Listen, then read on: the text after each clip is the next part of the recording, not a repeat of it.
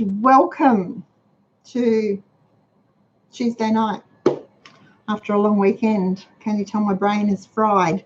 We had a little technical issue there, folks. So sorry. We were sitting here staring at each other and scratching our heads trying to figure out why we couldn't actually go live. I know I'm not the only one having issues with YouTube going live at the moment either. Another channel I watch has been having the same problem. Anyway, welcome again to everyone. I've been looking at you all come through the comments. It's just lovely. Lots of people here. So you're all excited about the challenge, ready to take me up on it, see how well you do this week. Can you eat for $20 this week? Yep. Hannah can. It's just you. I bet we can too. We're going to find out anyway. I set this challenge because, excuse me folks, croaky throat, and I've only been talking a couple of seconds, because the question was asked over on, in the comments on one of the videos. I was going to say over on Facebook, but it was on the comments, one of the videos. The question was asked, how do you use up your stockpile before everything goes out of date? And that got me to thinking, because my response was, well, you don't buy more than you will use before it goes out of date. So you only stockpile as much as you will use of a particular item before it runs out of date, if that makes sense. And for things like flour or sugar, rolled oats, it doesn't really matter because they don't actually have a date. Self-raising flour does. Different thing altogether. But your plain flours, sugars, rolled oats, pasta, those sorts of things don't really ever go off. So you can keep them a long time. It's more the perishable things that tend to run out of code or run out of date. So you just stockpile enough to see you that you can use in the time before they run out. And that then led me to thinking about using the stockpile, because I think a lot of us get set on building a really nice stockpile and we're having enough groceries for a month or 3 months, 6 months, 12 months, however long we want it. The freezer's full. There's lots of lovely baking goodies in the pantry, lots of cheese and butter in the fridge. It wasn't in our fridge last week. We ran out, but that's a different story. And we forget to actually use it, because your stockpile has to be used. It's meant to be used. It's there to cover, it's there to save you money and to feed you if you ever can't go shopping, but it's meant to be used too. Once you've built your stockpile to however large you want it to be, you simply then eat out of it, and as you shop, replace what you've eaten, so that your stockpile will always remain at 1 month of everything, or 3 months of everything, or 12 months of everything. And you won't ever then have to do a huge big shop to build your stockpile again.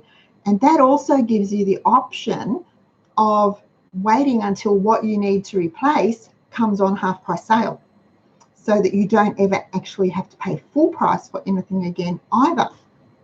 So that then had me thinking, how many of you out there are building your stockpiles but not actually using them as you build them? You've got it there, it's all nice in the cupboard or on the shelves or in the car or the garage, the garden shed, wherever it is, and it all looks pretty, and it's all, the shelves are labelled and the boxes are all lined up and the tins are all labels to the front, but you're still doing your weekly shop on top of you having your stockpile. It's a living thing. It's not stagnant. It needs to be used. So you need to use it. And so I thought, because you've got to follow my train of thought here, because I've had a wild and wacky week, that we need a pantry challenge. And we need the pantry challenge so that we live out of our pantries and part of your pantry should be your fridge and your freezer, as well as your groceries. It can be your toiletries and your cleaning products are all part of your pantry. We need to live out of our pantries for a week and see just what we use and use up the things that are close to being out of date, or the things that have been hanging there for a while because they seemed like a good idea at the time, but really now you've lost the enthusiasm for them. So you're going to use all those things up, and you're going to take $20 and you're going to use that $20 to buy milk, to buy any fresh veg that you need. You might need to buy bread or rolls or something, wraps, but it can't be more than $20 for the week. Now, if you're single, it's going to be $10. $20 for a family? $20 for your family. And I don't. The family? The family can be from 3 to 30 people in it, but you're just going to spend $20 for the week, and then get creative with what you've got in your pantry and see what you can come up with. And as you use things, just make a little note to add them to your shopping list for next week. Now, the beauty of this is that you'll be cleaning out your pantry, so you'll be rotating through food that may have been sitting there for a while that needs to be used up. But you'll also be saving or not spending the bulk of your grocery money for this week. So you will have it to add to next week, which means that you can then replenish your stockpile and perhaps increase your stockpile without going over budget and without using any extra money. It'll work. Trust me, it works. I do it all the time. Now, sorry. Ken would like to know, does the $20 work for a family with allergies? The $20 will work for a family with allergies, without allergies, with fussy eaters, without fussy eaters. $20 is your limit. So if you've got allergies, you need to get creative. You know what your family can eat and what they can't eat. So it's a bit like the "but I live in the country" statement. It's a bit of a moot point. You know what your family needs, so you use $20. Now, you're not doing a weekly shop on that. You're just buying the fillers that you need to fill in what you're missing in your pantry already. So I know for us it would be milk and maybe bread. I could make bread, but maybe bread. But mostly milk would be the issue for us. Now, I do keep powdered milk, but nobody really likes to drink powdered milk, so I would buy a bottle of fresh milk. And it might be some fresh fruit. If bananas were particularly cheap, or mandarins are particularly cheap. Strawberries have been quite cheap. Sorry? Watermelon has been very cheap here lately. I might think about rounding out what we've got with some fresh fruit and veg. But you know what your family needs. So fit it to whether you've got $20. Imagine that's the last money you have for 7 days. You can't get any more money for 7 days. What would you spend it on? What's the best things that you can buy that will benefit your family with that $20, and do it that way? Heidi has a bottle of white cream that's about to expire and it's not whippable. Any ideas on how to use it?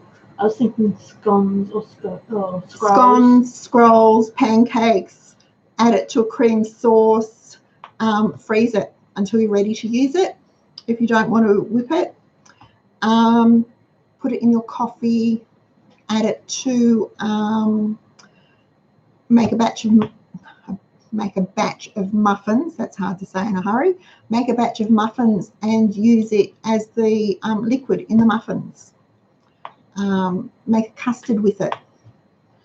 White sauce. Cream gravy is really easy because it's just brown some flour in the pan, melt a little fat, so butter, or if you use lard, some lard, it will give it a nice flavour if you use lard, in a pan. Stir in some plain flour, and it has to be plain flour, not self-raising, plain flour. Stir that in to make till it's nice and brown, and make a roux with it pretty much, so it's nice and smooth. And then slowly, very slowly, add the cold cream to it, stirring all the time so you don't get lumps, and you've got a really nice cream cream gravy that will go over meatballs, it will go over rissoles, it will go over sausages or steak or a roast if you're having a roast. It's delicious. I really like cream sauce, cream gravy. Barb wants to know if she should start the Pantry challenge now or wait till shopping day. No, we're starting now. We're starting today. Tuesday, the 11th of June, 2019 is the start of our Pantry challenge, folks. We're starting today. So, A1 wants to know how Grandma is. Mum is hanging in there. She's proving to be a tad stubborn. Pardon? Like Grandma is? Like Grandma is, yes. She's proving to be a tad stubborn. She's sleeping pretty much around the clock now and starting to slow down on her fluids. But otherwise, you know, every now and then we might get a smile out of her. She winked at me last Thursday, so that made my day. It's been a long time since she's been awake enough to do anything like that. So, but she's hanging in there. So anyway, thank you for asking. Annie's home wants to know what's stacked up on our lovely dresser. Stacked up behind me here. Yeah. On our lovely dresser. It is a lovely dresser. It's just a really messy one. Thank you, Annette. We have, this is pretty much my craft stuff now. So in these pink drawers here, I've got ink pads and things like that.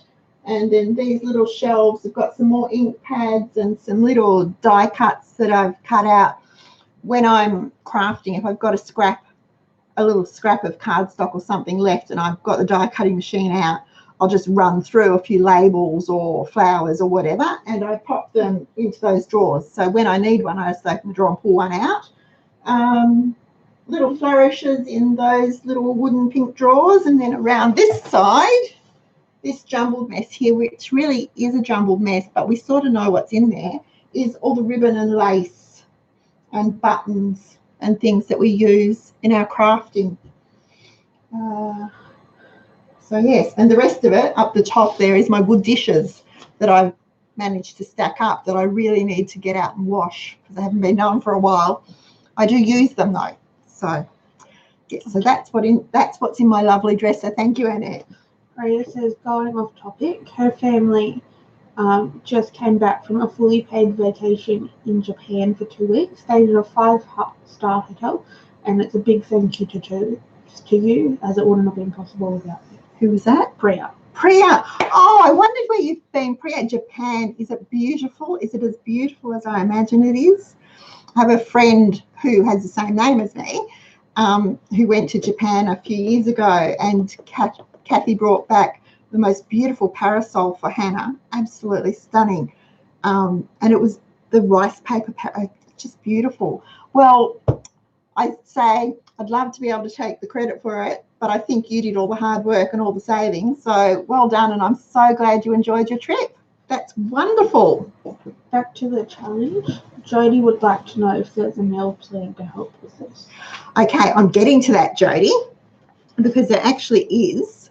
I've got a few ideas that I'll rattle off here, but I will also give you a link in the show notes where you can download, if you haven't already, the Bare Bones grocery book, grocery ebook that has shopping lists and recipes and things in it that will see you through. And I've got a meal plan. Hang on a sec. Let me see if I can do this. Yes, I can. Yay. And I'll run through this, but it will really depend on what's in your fridge and freezer. So what you need to do is do a quick squeeze through the freezer and say, you've got 1 packet of sausages and 2 lonely chops and a chicken and some drumsticks, and there might be a piece of beef, and there could be a piece of corned beef in there, whatever's in there. Write them down so that you know what you've got. Do the same with your fridge.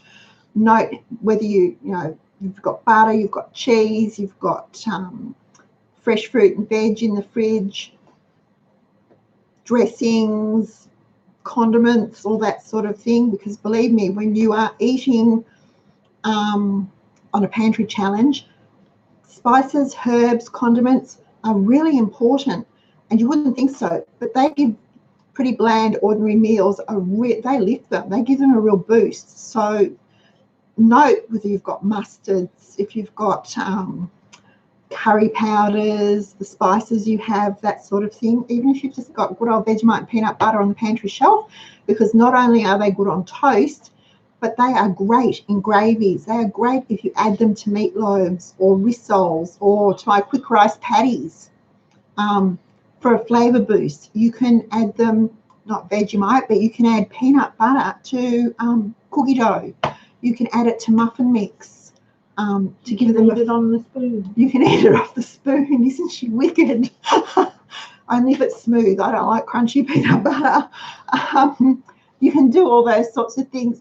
So as we start our challenge, and we're taking it up tonight, and we're going to start it tonight, so that next Tuesday when we come back, hopefully you'll be full of enthusiasm and be able to say, I had 1 sausage, a limp carrot, half a stick of celery, and a teaspoon of dried onion, and I was able to make sausage stew.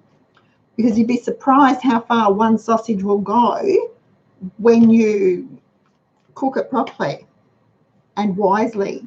You can do lots with it. So do your inventories. Make a quick note of what you've got on your shelves. You've got tomato soup, you've got beetroot, you've got pineapple, you might have tin spaghetti or baked beans, whatever else. You might have condensed milk. You could have evaporated milk. If you have, evaporated milk, you can make potato casserole. And that can be a meal, because instead of doing just plain scallop potato, which you would do it the same way, so you'd slice your potato and some onion, but if you've got some bacon or some ham, you can cook it up in the fry pan, then crumble it through the potato mixture, pour over the evaporated milk, sprinkle it with some cheese and breadcrumbs. And you use cheese and breadcrumbs because 2 reasons.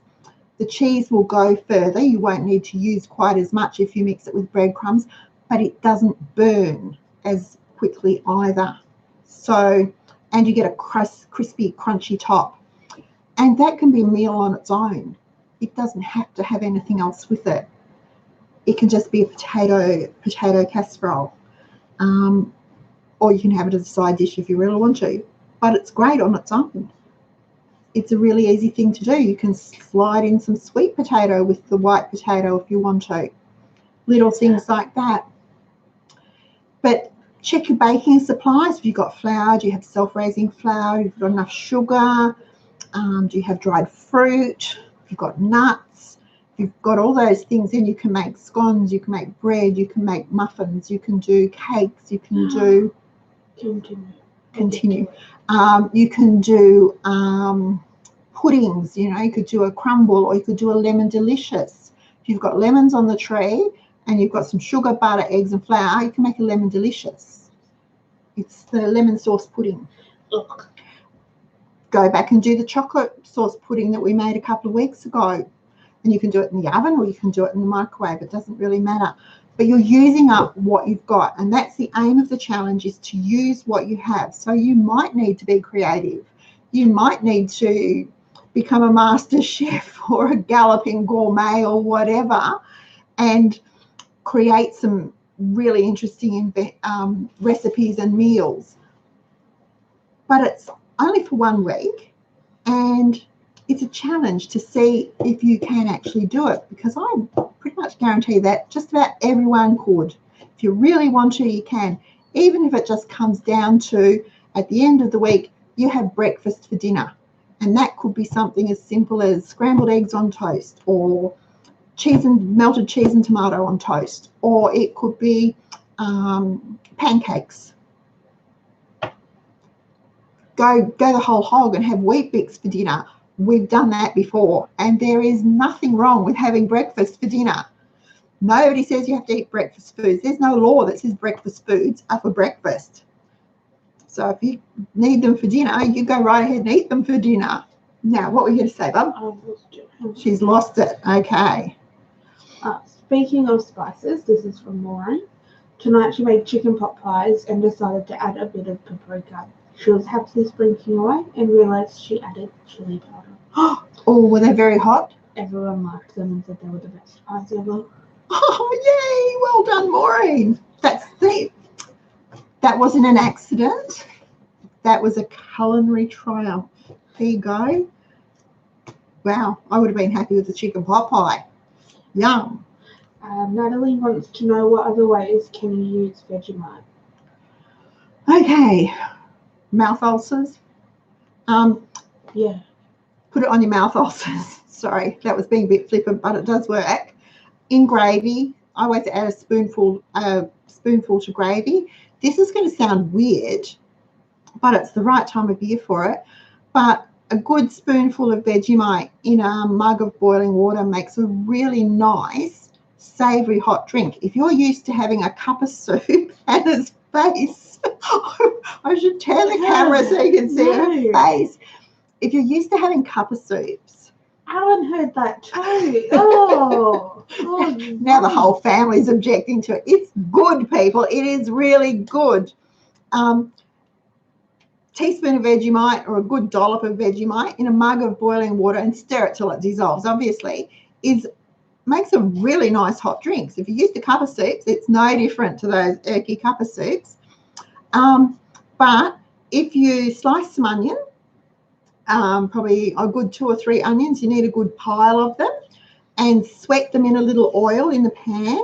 Then you're going to add some stock just to cover and a good dollop of Vegemite. You've got French onion soup or onion soup, and it's pretty close to French onion soup. It's delicious. It's really good. You can do all sorts of things with it. There's cheese and Vegemite scrolls. You can do cheese and Vegemite crackers if you make a cracker dough, and there's a recipe for cracker dough in the recipe file, and just mix the Vegemite and the cheese into the dough before you roll it out. Then roll it out so it's thin like crackers are. I do it sort of in a rectangular shape. It's a rough rectangle, but you know. And then use a good big knife to chop it up into squares and bake it. And it takes about 15 to 20 minutes in a moderate oven. Depends how crisp you like them. It's a really good cracker recipe.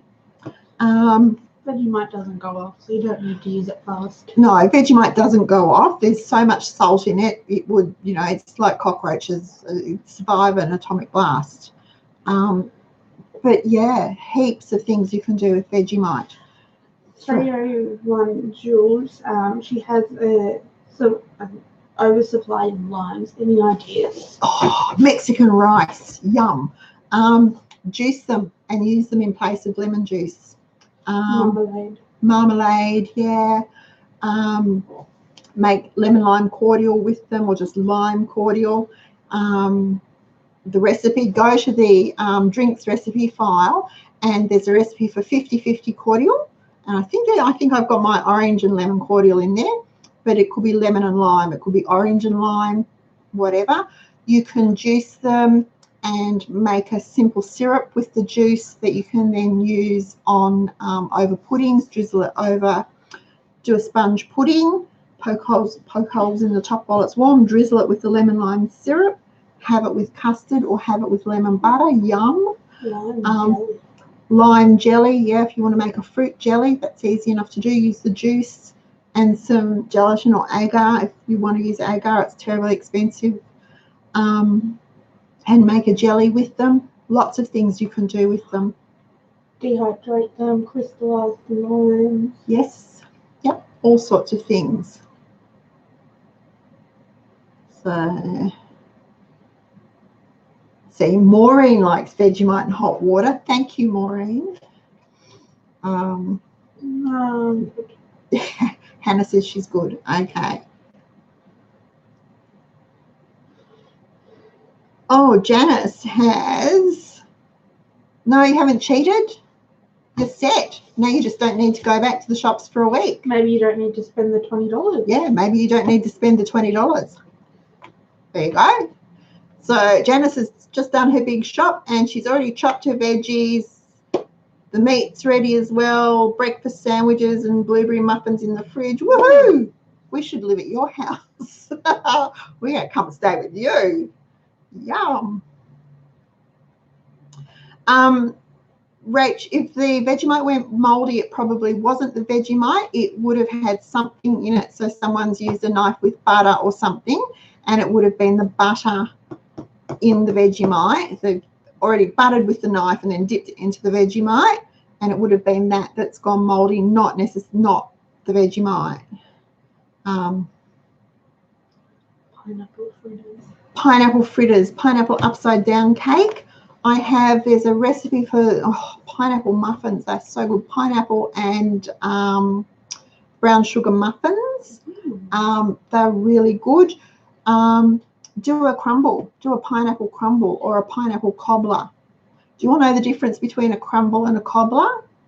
Both have fruit in the bottom, but a crumble is when you mix the flour and the oats and the sugar and the coconut with melted butter, and it goes all crumbly and lumpy on top. And a cobbler is has a spongy cake type topping on it.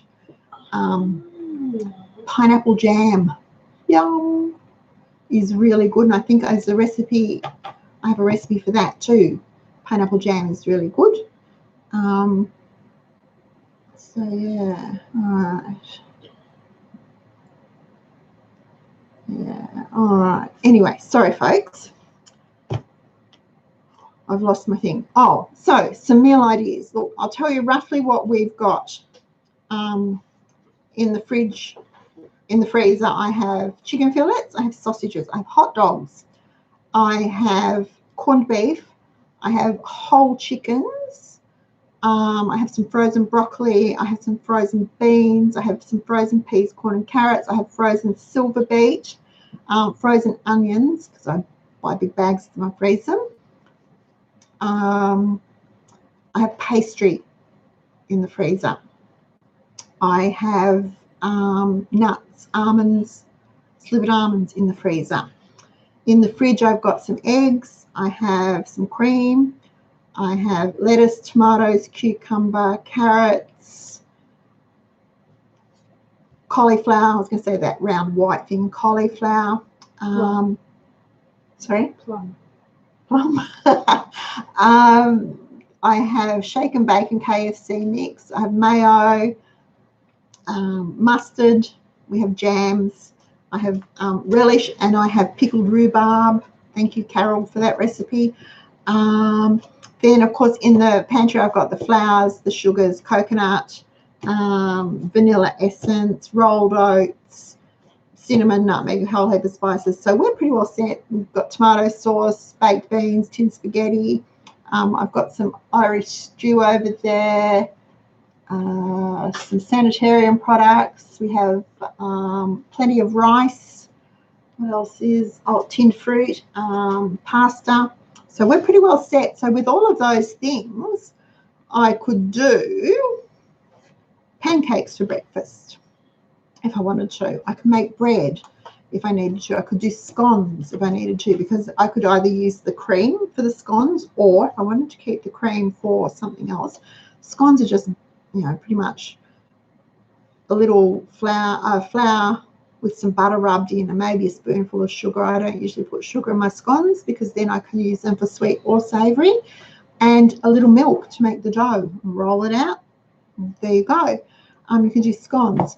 If you have flour and yogurt, you can make naan. If you have powdered milk and some yogurt in the fridge, you can use it as a starter to make more yogurt, which you can then drain to make cheese, a cream cheese.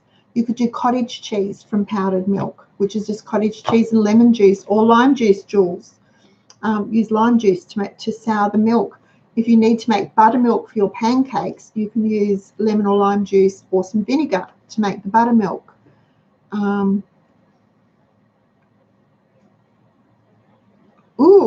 Carla makes lemon marmalade. Yum. I used to love my mum would sometimes treat herself to the roses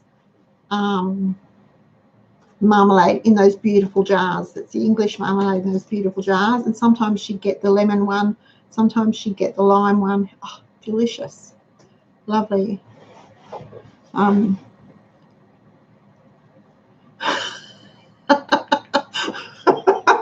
They're laughing at you, Floss. Lemon curd. Oh, yes. If you go to the website, go to cheapskatesclub.net and type lemon butter in the search at the top right, it will pop up for you. Now, that's a microwave one. You can do it on the stove if you want to. It just takes a bit longer. It's just easier in the microwave because you're not standing there stirring. Really easy. Right.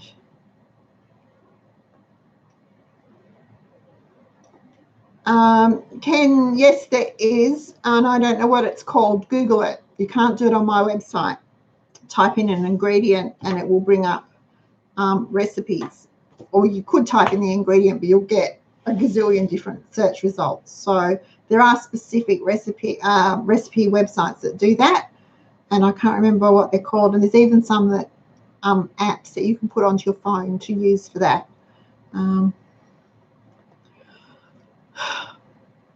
Gee, Barb, you're pushing that. Can we accept gifts of food for this challenge? Yes, why not? If it's a gift, you're not buying it, as long as you use it. Okay. All right. So once you've done your inventories, back to the topic, folks. Once you've done your inventories and you know what you've got, sit down and work out what you're going to eat. So you'll need 7 breakfasts, 7 lunches, 7 dinners, maybe some snacks, depends how your family works, what you're going to eat. Think about what you have coming up, if you've got after school sports or after work meetings or going somewhere that you need to take a plate or something. It might be morning tea at work or whatever. Think about those things and how you're going to fit those dishes into your pantry challenge and write it down. Make it look. I'm old-fashioned pen and paper because I like to be able to see it and scribble it out. If you can do it on your phone, make notes on your phone and not lose it, do it that way. It doesn't matter as long as you've got a note of it so that you know what you're doing, because then you might go, well, I'm going to end the week not use my $20, because you won't have to. You will have enough in the house to see you through. Now, there will always be a spanner somewhere that is going to get thrown in and totally screw with your planning. It'll just mess it right up. So think about that. If that happens, you know, if you get to work tomorrow and it's someone's birthday and you're the one that's your turn to make the birthday cake, don't stress. Don't stress. If you have to, use part of your $20 to go and buy a 65-cent cake mix and make a birthday cake. It doesn't have to be flash. And those cake mixes, those generic Coles cake mixes, can do wonderful things. You know, if you have it and just a vanilla cake, make it up in the tin as it is. Okay. Then you have tinned fruit. Drain the fruit. Slice the cake. Make a mock cream, which is just butter and icing sugar. Butter, icing sugar, and a little vanilla. Whip it all up so it's mock cream. Spread some in. Plop your fruit on the top. Put the top on. You can then make a syrup if you like and turn it into a syrup cake, or you can ice it with plain icing. You can just dust it with icing sugar. It will be fine. Do the cupcake if you have to. And the recipe is on the website for cupcake. It's really simple and easy. We've got a really nice recipe coming up for a fruit loaf, and anyone can do this fruit loaf. It's the 2 cups of mixed fruit, the 2 cups of flour, and the 2 cups of chocolate milk, or 2 cups of cold tea, depending on what you want to use it, and make that into a loaf. Now, I prefer, when I'm baking, to make cupcakes. It just is easier for me rather than trying to do loaves and round tins and square tins and things. I just get out the cupcake liners, plop them in the tin, and just do the cupcakes. So just about every cake I make is in cupcake form. So, and I think the serving often that's a nicer way to do it too, because you don't have to worry about even slices. And if you're transporting it, how's it going to transport? Cupcakes easy to transport too. So yeah, all right. Oh, happy birthday to Aiden. All right. Speedy Gonzalez over here on my left. All right, so some of the meals I came up with were, I think I've mentioned, we've got pancakes for breakfast if you have to, or pancakes for dessert. You can do porridge. Now, you can do rolled oats porridge, but have you tried semolina porridge for breakfast? Have you tried semolina with a blob of jam for dessert? Ground rice makes a really nice porridge. And ground rice makes a really good dessert too. It's not just for shortbread. You know, if you make some ground rice up and put it into the bowls, and I used to put it into the pretty little dessert bowls. So I was trying to bring my children up, not drag them up, teach them a little bit, and just some jam in the middle. And it's a really nice, it's warm, it's inexpensive, it's relatively good for them, and it's, you know, it's easy and quick. So you can do that. You could do sandwiches. Look, if push comes to shove and all you've got is Vegemite or jam, then you have Vegemite or jam sandwiches.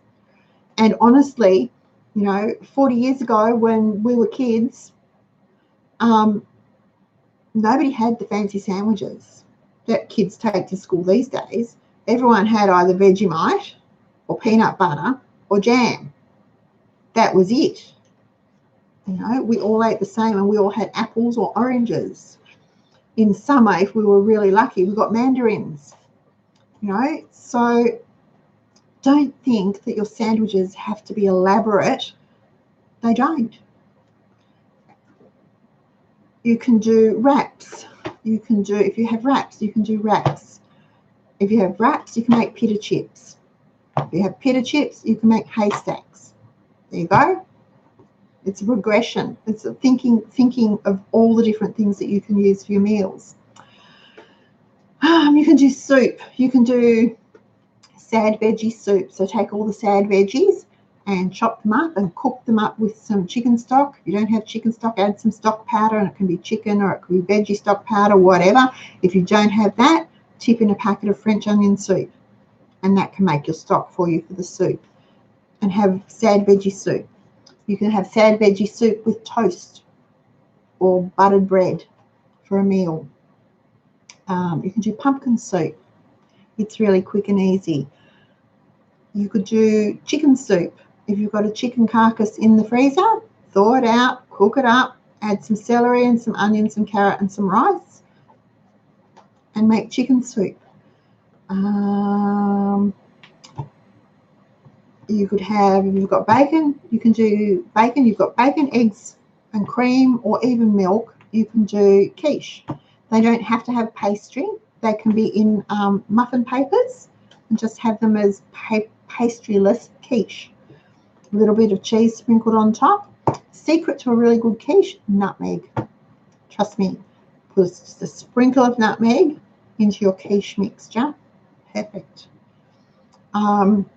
If you have potatoes, you can do potato bake. You can do wedges. You can do potato salad. You can do potato soup. Now, a really good, really easy potato soup is to cook your potatoes and you boil them. So you need to boil them, not steam them for this. Chop them up and boil them. And I do it, so put the potatoes in the pot, just enough water to cover the potatoes with about 1 inch on top. So there's not a whole heap of water. Bring them to the boil till the potatoes are soft. Then I whiz them through the stick blender. Then I add a blob of cream, because it's, you know, measuring is important. So a blob of cream, and if you don't have cream, it could be sour cream, it could be yogurt, plain yogurt, it could be cottage cheese, just something creamy. And then I throw in a tin of corn kernels and heat it up again. You have potato and corn soup, and it is really good. If you like salt and pepper, then you can season it with salt and pepper. But that's really quick. It's really easy. It tastes great. It looks really nice in the bowl, and it costs pennies, cents. We don't have pennies in Australia. It costs cents. It doesn't cost very much at all. So it's another thing that you can do if you have potatoes. You could do potato cakes. You know, we slice the potato and batter them. It's another way to do them. You can use potato to make Boston bun. Mashed potato to make Boston bun. If you've got mashed potato and you've got a tin of tuna, throw in some herbs and onion, you've got fish cakes. All sorts of things. If you've got eggs, you can do quiche, you can do scrambled eggs, you can do fried eggs, you can do egg salad and have it on your sandwiches. You can do egg salad on toast and have it for a meal. You could do one of my favourite things when Wayne and I were first married and we were saving up for a house. On a Friday night, I was always home first Friday night, so I would boil some eggs, and it was usually 2 eggs each, and I'd hard boil them, and while the eggs were boiling, I'd put some rice on to cook, and I would make a white sauce, but I'd add curry powder to the white sauce, so it was a curry sauce. And once the eggs were hard boiled, I'd shell them, slice them, put them into the curry sauce just gently because I didn't want them to break up, and we would have that over boiled rice. And it was so good, and it cost nothing. Back in those days, it cost under $1 to feed the 2 of us, and it was really good. We had that. That was our Friday night dinner for a long time, and it was really, really good. So curried eggs over rice is a really nice meal. You could do curried veggies. Do a veggie curry, and that's simply potato, onion, pumpkin, sweet potato, cauliflower, carrot, zucchini, whatever veggies you've got. Cook them up. Make a curry sauce, however you like it, or use a jar or whatever you've got, into the veggies, warm it through, and have that over rice, and have a veggie curry over rice. If you've got some flour, you can make some naan, and that's just flour and yogurt for naan, isn't it? Yeah. Had to stop and think for a minute what goes into naan, but flour and yogurt. And make a dough, roll it out, fry it off. You've got naan. It's really easy, really cheap, and really tasty. There's a really good veggie curry recipe in the vegetarian recipe file, but it is that one is a hot curry. So if you don't like it hot, cut back the spices. You could do, if you've got sausages, you can do curried sausages. You could do sausage casserole. You could do Colleen sausage casserole. You could do paprika sausages. You could do plum sausages. All sorts of things. If you've got plum jam and you've got sausages, I like to boil the sausages first and then take the skins off them, and I cut them into probably just little chunks, you know, little probably 1.5 centimetres thickness, and then thin the plum jam down with a little boiling water. Fry off an onion, put the sausages into the pan with the onion, put the jam over the top of it, the thin jam over the top of it, so it goes, and then cook it up so it goes all sticky, and have that over rice, or have it over pasta if you run out of rice. It's really good. It tastes great. If you want to spice it up a bit, you can use the jam and a little bit of water. You can add some tomato sauce and some barbecue sauce, or some brown sugar and a little Worcester sauce. You have to remember, we're eating out of our pantry. We're only using what we've got, so we need to be creative. And sometimes the best meals, as Maureen found, she sprinkled in the chili powder by mistake into her chicken pot pies, turn out to not be mistakes, but absolute sensations, taste sensations. French toast. French toast can be for breakfast, it can be for lunch, it can be for dinner, it can be for dessert. You can have it on its own, you can have it with syrup, you can have it with bacon or sausages, you can have it with baked beans, tin spaghetti, whatever you like. There's all sorts of things that you can do with those those sorts of things. And French toast is just beaten egg. I cheat here. Here's where I cheat, because French toast is usually just beaten egg, dip the bread, fry it off. So I always add a little water to my eggs just to stretch them so they go a bit further. Not a whole heap, probably a tablespoon per egg, roughly. Whip it up really well so it's nice and frothy. Dip your bread, fry it off. Yum. Really good. And that can be for breakfast, it can be for lunch, it can be for dinner, whatever. It can be dessert. If you've got ice cream, have French toast, dust it with icing sugar, put some ice cream on top while it's still warm. It's delicious. Really good. How do you stop the freezer from smelling of onions, Angela? Angela, okay, when I do my onions, I slice some and I dice some and I measure them out. The sliced onions are usually a handful into a Ziploc bag. The diced onions, I do a half a cup, and I do sort of scoop it with my half cup measure into a Ziploc bag, and I zip them, and then they all go into another bigger. I use the great big zippy bags, and I got mine from Officeworks. They were cheaper from Officeworks than anywhere else, and zip them shut. Once they're frozen, they shouldn't smell. So, yeah, that's all I do. But individually into Ziploc bags, make sure they're tightly shut, and then those bags, and that's just really in the big bags just to keep control of them in the freezer and to keep the sliced ones separate from the diced ones. But I always make sure it's zipped shut. Otherwise, you could use an airtight container, but they take up a lot of space in your freezer. You can vacuum seal them if you have a vacuum sealer. I do so many that I can't be bothered, so I just Ziploc bag them. But yeah, you can do that.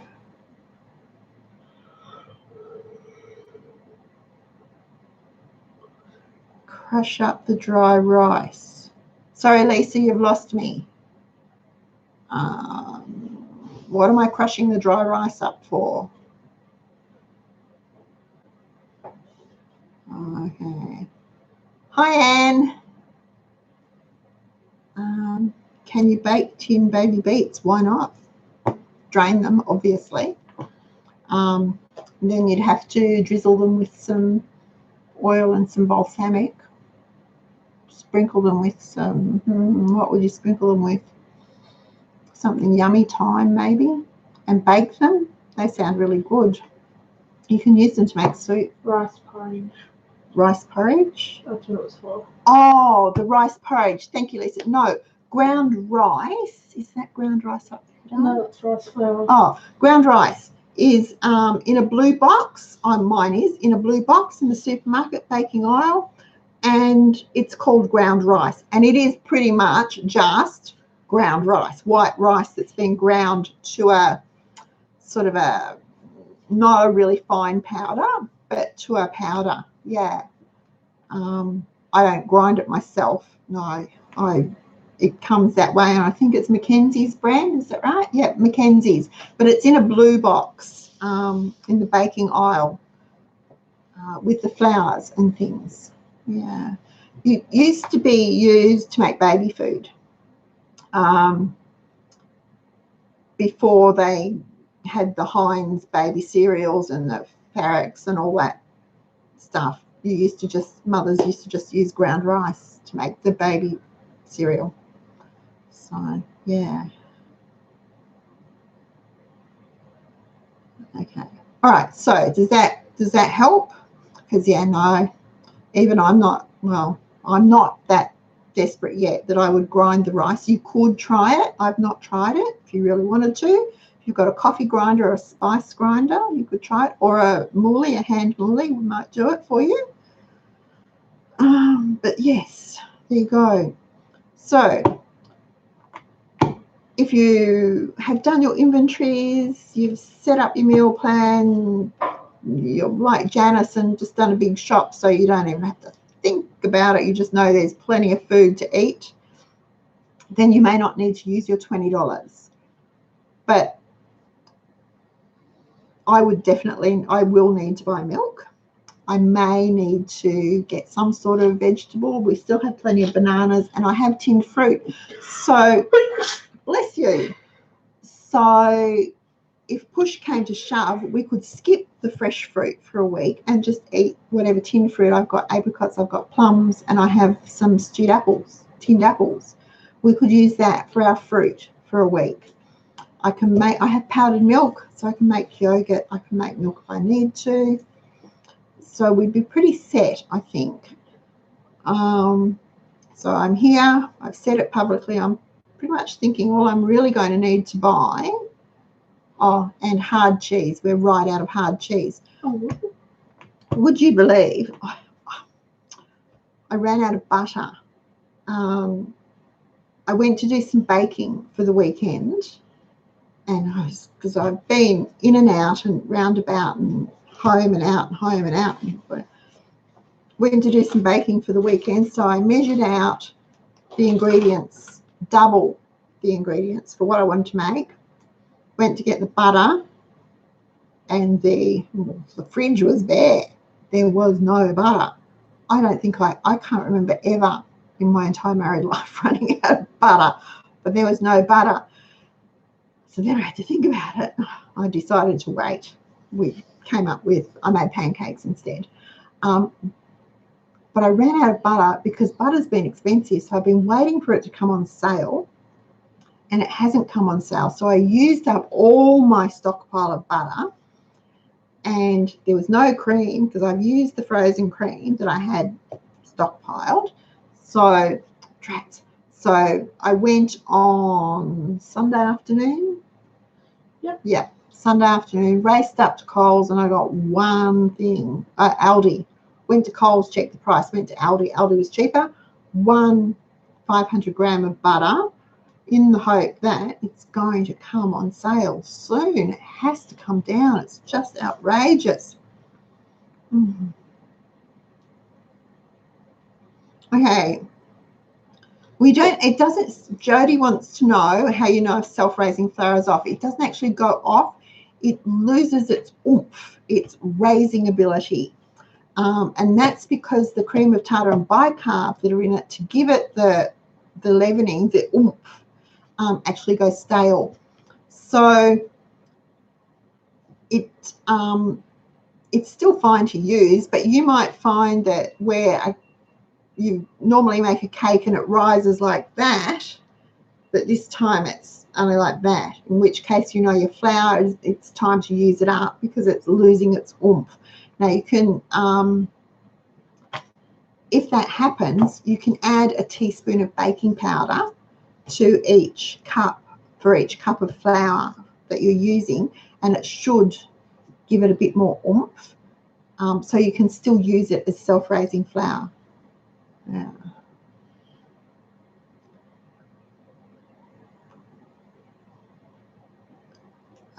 Butter from milk, butter from cream. Don't know you can make butter from milk because it's not thick enough. Suzanne, how do you make butter from milk? Maybe it's the stuff that's illegal. Yeah.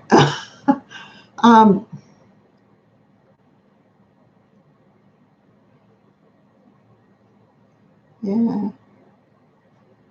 Lorraine, yes, I do freeze cream in the tub it comes in, or in the bottle it comes in, or in the carton it comes in. It just goes straight in the freezer. I haven't had one burst on me yet. There's usually a bit of headroom to allow for it to expand because you remember freeze things tend to expand. So I've never had one leak on me yet or burst, but I just put it straight into the freezer. Frozen. In the container. Yeah. Ken has a question. Okay, what's the question? Okay. Just confirming, the $20 is for stockpiling each week, and the Pantry challenge is to use up what you have first, as well as creating an inventory. Okay, Pantry challenge is to use up what you have. So you do your inventory, use up what you have, and then take your $20 if you need it to fill in the gaps. So you might have lots of everything but no bread. So you know that you're going to need bread. So you'll use some of that $20 to buy the bread, just the amount of bread that you need for that week. because you might find that you run out of potatoes. So you will need to go and buy 4 or 5 potatoes. So you will do that with your $20. The $20 is your grocery money for the week. Yeah. No, Lisa, you're not the only one that's stressed over the price of butter. I can't believe how expensive it's become. Okay. All right.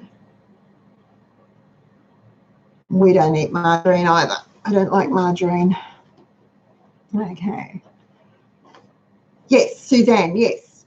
Butter is really easy to make. There's a whole, go to the Cheapskates Club website and type in moo butter, and there's a whole step-by-step for it. Not that it's terribly complicated, but it's there. It's really easy to do. And you can make butter from cream that's been frozen. So every now and then you might luck out and find cream marked down. If you do and you have the money, snap it up, freeze it until you're ready to make your butter. How long does it last? Fresh butter, if you make it yourself, will keep about 2 weeks. Can you freeze it though? You can freeze it. If you want it to last a bit longer, you need to add salt to it. So it's unsalted butter. So it's unsalted. So add a little salt to it, and the salt will help it to last a bit longer. The other thing that you need to do when you make butter, and this is what will also help it stay fresh longer, is get as much of the buttermilk out of it as you possibly can. So you might be familiar with people that have ice water baths for their butter. So they whip the cream into a big bally solid mass, and then plunge it into ice water, and you squeeze, squeeze, squeeze, and squeeze as much of that buttermilk out of it as you can. Then beat it again and repeat the process in clean ice water. Squeeze, squeeze, squeeze. Get as much moisture as you can out of it, and then add some salt to it, and it should keep for about a month if you do that.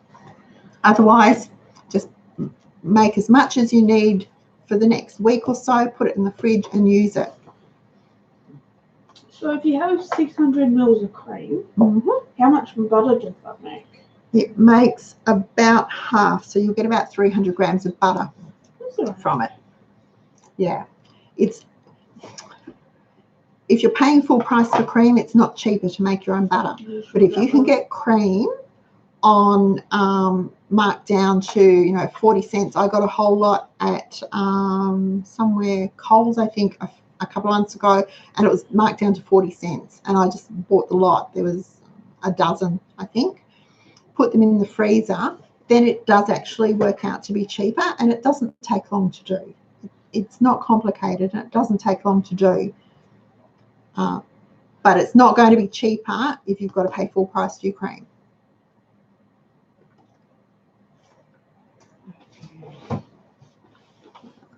Okay.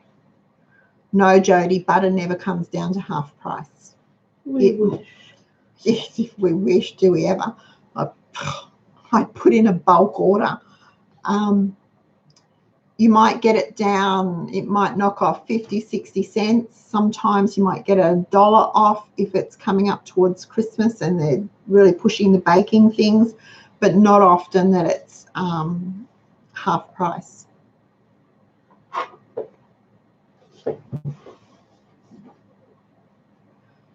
Rose, it depends on the margarine. Not all margarines are equal. Some of them are fine for baking. So the Meadowlee, the Flora are fine for baking.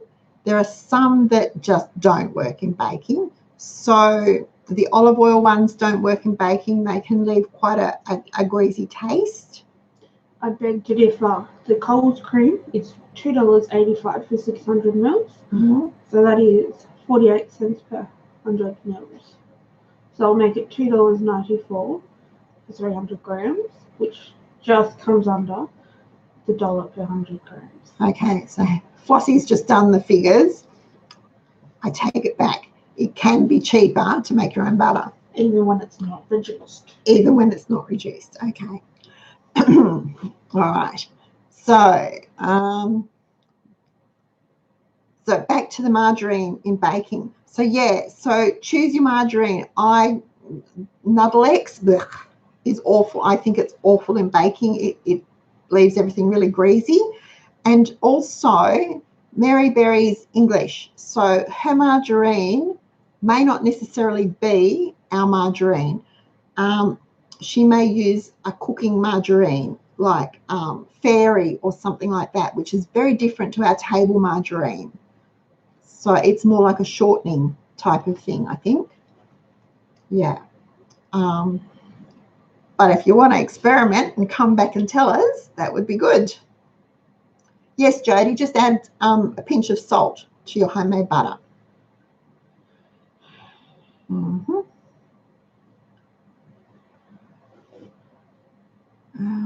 I haven't got to Thursday night yet, Pamela. I haven't finished Tuesday night yet.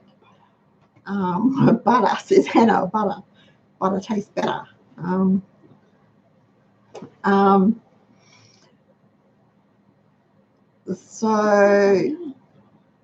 Oh, she's winding me up. Sorry, I'm getting I do talk and talk because this is important. I want everyone to go take up the challenge to live out of their pantries this week, their fridge, their freezer, their shelves, whatever, the boxes stashed under the bed, the hidden chocolates in the top of the linen cupboard, whatever you've got, to live off that. And if you have to buy anything, to not go over $20, so that next week when you do your grocery shopping or whenever you do it, you will have that extra money to be able to rebuild your stockpile, to take advantage of some half-price specials, things like that. Now, Barb commented last week that tea bags were on half-price sale at Woolies and they'd be on half-price sale at Coles. So, yes, the Twinings Extra Strong English Breakfast, which is really nice tea, 80 pack is on half price sale for $5.50. Aren't they 100 packs? No, 80 packs, the extra strong. $5.50 at Coles this week. And Coles also have, if you don't make my penny pinch and pizza base, Coles also have Bazaar pizza bases, twin packs, for $3, which is half price. $3 is a reasonable price to pay for them. They are big. They are much bigger. They're huge, actually. So they're not a bad price, and they do freeze if you want to freeze them. And one other thing that I noticed Coles had on half price, and if you have children playing football and hockey and whatever, now winter's coming, you might be glad of this. The sard soaker, the 1 kilo sard soaker, is $3.49 on half price, and I think $3.49 makes it just under the Aldi, the price of the kilo Aldi soaker, and it's just as good. So there you go. And I usually buy 3 of those and 3 of those. Three tubs of soaker usually last me the year. So that's 3 things on half price, but that's at Coles. Now, I don't know what's on at Woolies because I don't shop at Woolies. So I can't help you. And I can tell you that, is it tomorrow the wooden toys are at Aldi? Yeah. Aldi have their wooden toys, their children's wooden toys, train sets and things on sale tomorrow. It's a special buy. Now, they have a gorgeous little wooden train set that's very, very similar to the Thomas the Tank Engine wooden train set for $19.99. But what got me was, remember for Mother's Day, the kids gave me a waffle maker. And I was flicking through the Aldi catalogue. They've got a little wooden waffle maker. It was $14, $14.99 for this cute little wooden waffle maker. I thought, oh. Hannah said I had to go and stockpile it. Oh, I have to get 3 because I've got 3 kids, and 1 for me, so 4. So 1 live at Grandma's house, and they can have 1 each at their houses for their children. So it was very cute. So they're my specials for this week. I won't be buying the pizza bases, but I might be topping up the tea bags, and I will be getting the topping up my sard soaker too. So there.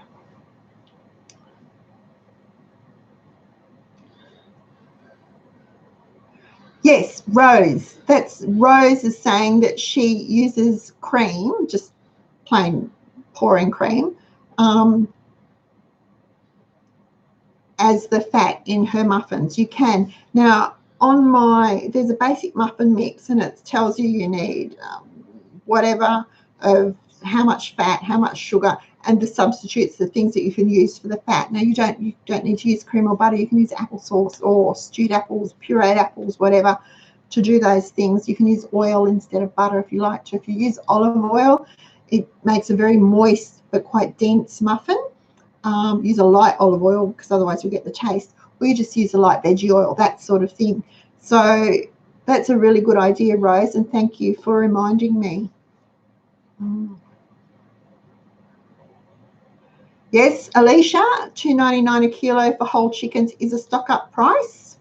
If you can fit it within your $20, stock up. I feel like chicken tonight. And oh, Lisa, washing reflective work jackets and trying to get stains out without ruining, please. Give them a bib. Give them a bib. I don't think it works like that, darling.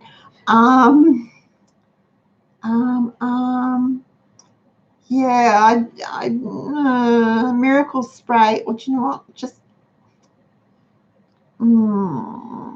some good old-fashioned laundry soap on a toothbrush, and from the wrong side, scrub it through. You can put soap on both sides, but scrub from the wrong side so that you don't affect the coating, and it should push the stain out.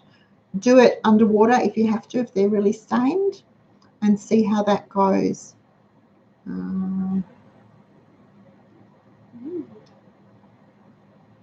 The great big thick ones that make them look like Michelin Man. Yeah, Wayne's got a couple of those.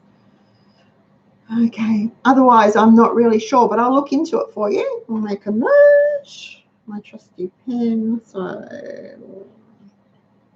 hey, Hannah's trusty pen. So this is one you gave me. No, the one I lent you. Oh, okay. Reflective jackets. Okay. And we'll see how we go. So is everyone set? We're all on board. We're all going to, because I will be keeping track of what I spend this week. I'll try and keep track of what I cook with what we've got. See how I go. Life here is a bit crazy at the moment, so could be anything. Could all just have stone soup one night. See how that goes. Alrighty, so thank you very much for bearing with me this long and joining me on Tuesday night. You all had a long weekend. We will be in the kitchen on Thursday. I'm not sure what I will do yet, but we will be in the kitchen on Thursday night at 7:30 right here on our YouTube channel. So please, if you haven't already, give us a thumbs up down the bottom there. If you haven't already subscribed, please do. And if you click the little bell, then you'll get notified that a show's coming up or a new video has been uploaded when they're uploaded, and there won't be any, you won't miss out, is what I'm saying, and you won't have to rely on me to remind you. So I shall draw a breath, and I will go and put the link to the Bare Bones grocery book in the show notes and in the comments down below for you. If you want it, please feel free to download it and have fun with your challenge. Enjoy being creative and think of all the lovely groceries you'll be able to buy with the money you're not spending this week. Okay, folks, I shall see you later. Bye.